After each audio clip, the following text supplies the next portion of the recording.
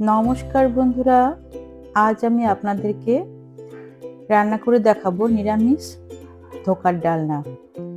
খুব সাধারণ কিছু ঘরোয়া উপকরণ দিয়ে তৈরি এই ধোকার ডালনা কিভাবে বাড়িতে তৈরি করবেন সেই রেসিপিটাই আজ আপনাদের সঙ্গে শেয়ার করব। 1.5 কাপ হালকা গরম জলে আমি পুরো প্যাকেটটা এইভাবে ঢেলে দিলাম।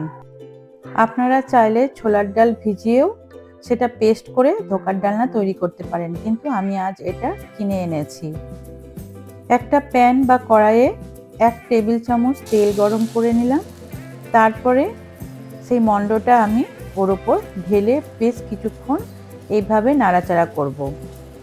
5 থেকে 10 মিনিট কিন্তু এইভাবে মণ্ডটা নাড়াচাড়া করতে হবে, যতক্ষণ না এর জলটা এভাবে শুকিয়ে একেবারে জলটা পুরো শুকিয়ে যাবে, একদম টেনে যাবে। এবং দেখুন এইভাবে কিন্তু পুরো জলটা একবারে টেনে যাবে, যাতে একটা মণ্ড মতো যতক্ষণ পাকিয়ে না যায়। এইভাবে কড়াইটাতে এইভাবে মণ্ডটা কিন্তু নাড়াতে হবে।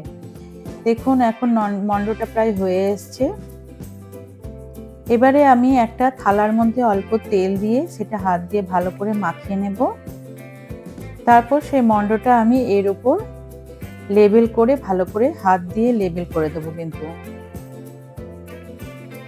হাত দিয়ে ভালোভাবে চেপে চেপে এটাকে লেবেলিং করতে হবে, যাতে এটা বেশ ভালো করে যখন ঠান্ডা হয়ে যাবে এটা ছুরি দিয়ে পিস পিস করে কাটা যায়, যাতে ভেঙে না যায়। সেভাবে বেশ কিছুক্ষণ এটাকে লেবেল করে ঠান্ডা করতে দিতে হবে। তারপরে আমি এটাকে কেটে কেটে বরফির আকারে বানিয়ে নেব। আপনারা চাইলে আপনাদের পছন্দ মতো আকার দিতে পারেন। আমি এটা বরফির মতোই আকার দিয়েছি, তাতে দেখতে বেশি সুন্দর লাগে। আর কাটার সময় খেয়াল রাখবেন খুব বেশি যাতে ছোট না হয়, কারণ ভাজতে গেলে এগুলো ভেঙে যাবে না। তো একটু বড় বড় টুকরো করে রাখার চেষ্টা করুন। আমি এইভাবে কিন্তু বড় বড় একটু টুকরো করে কেটে নিয়েছি। আর মনে রাখবেন, যখন এটা তৈরি হয়ে যাবে তখন বেশ কিছুক্ষণ কিন্তু আমি ফ্রিজে রেখে দিয়েছিলাম, তাতে দেখুন বেশ ভালোভাবে এটা কাটা যাচ্ছে, ভেঙে যাচ্ছে না। না তো কিন্তু ভালো করে যদি ঠান্ডা না হয় তাহলে এটা কাটার সময় ভেঙে যাবে বা ওঠানোর সময় ভেঙে যাবে, এদিকে কিন্তু খেয়াল রাখবেন। এবারে কড়াইতে তেল গরম করে নিয়েছি। এবারে বরফিগুলো একটা একটা করে দিয়ে বেশ লাল করে ভেজে উঠিয়ে নেব। খুব হালকা করে ভাজলে কিন্তু ঢলে দিলে বরফিগুলো ভেঙে যেতে পারে, তার জন্য কিন্তু যতক্ষণ না এগুলো সোনালি একটু বাদামি রং আসে ততক্ষণ এটা ভাজতে হবে। আর ওঠানোর সময় খেয়াল রাখবেন যাতে ভেঙে না যায়, খুব হালকা হাতে এটা উল্টাতে হবে, এদিকে কিন্তু খেয়াল রাখবেন। দেখুন এভাবে আমি ধোকাগুলো ভেজে উঠিয়ে নিয়েছি, লাল করে একটু ভেজে উঠিয়েছি। ওই তেলের মধ্যে আমি গরম মশলা, শুকনো লঙ্কা, তেজপাতা আর গোটা জিরে ফোড়নে দিয়ে দিলাম। দিয়ে একটু নাড়াচাড়া করে নেব। একটা টমেটো আর আদা পেস্ট আমি এর মধ্যে দিয়ে দিলাম। দিয়ে বেশ কিছুক্ষণ নাড়াচাড়া করব। এবারে জিরে গুঁড়ো, সামান্য ধনে গুঁড়ো, কাশ্মীরি লঙ্কার গুঁড়ো,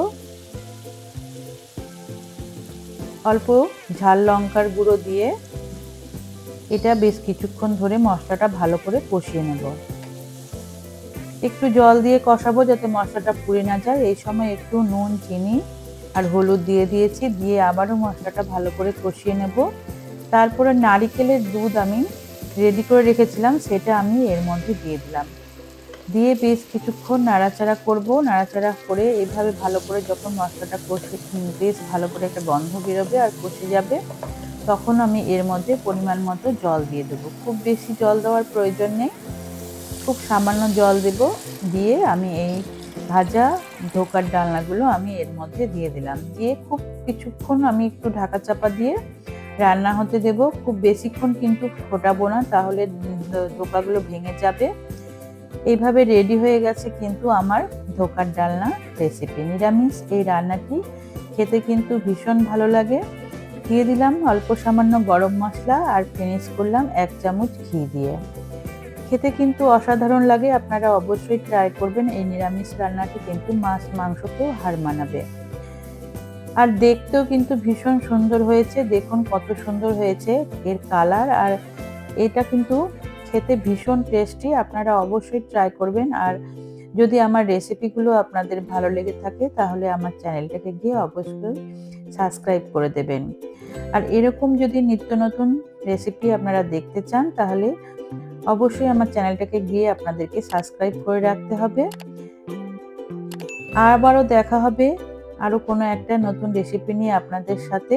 তো সবাই ভালো থাকবেন, সুস্থ থাকবেন, অবশ্যই সাবধানে থাকবেন। টাটা।